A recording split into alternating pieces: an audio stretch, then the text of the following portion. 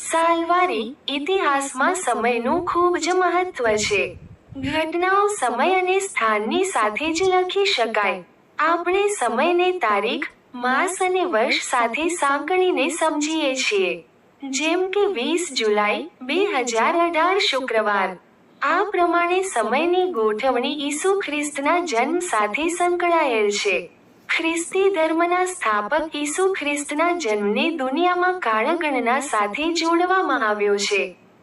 આપણે ઈસવીસન એમ કહીએ, અંગ્રેજીમાં એડી. આનો ડોમનાય એટલે ઈસુ ખ્રિસ્તના જન્મ પછીના વર્ષો એમ કહેવાય.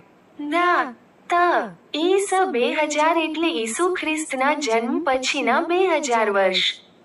એ જ રીતે ઈસવીસન પૂર્વે BC, બિફોર ક્રાઇસ્ટ, એટલે ઈસુ ખ્રિસ્તના જન્મ પહેલા. ઉદાહરણ તરીકે, ઈસ પૂર્વે 2000 એટલે ઈસુ ખ્રિસ્તના જન્મ પહેલાના 2000 વર્ષ.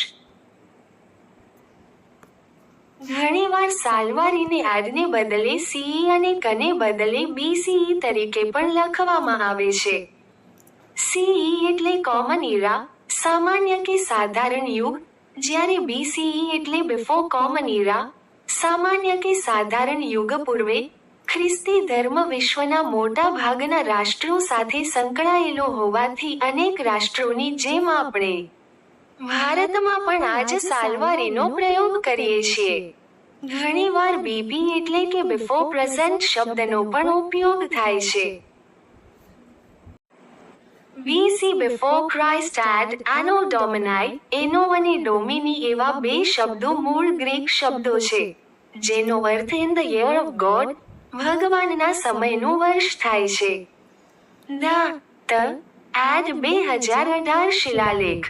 પથ્થર પર કોતરીને લખાયેલો લેખ. ભોજપત્ર, ભોજ નામના વૃક્ષોની પાતળી આંતરછાલ, જેના પર પ્રાચીન સમયમાં ગ્રંથો લખાતા.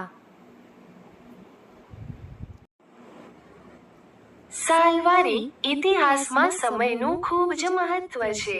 ઘટનાઓ સમય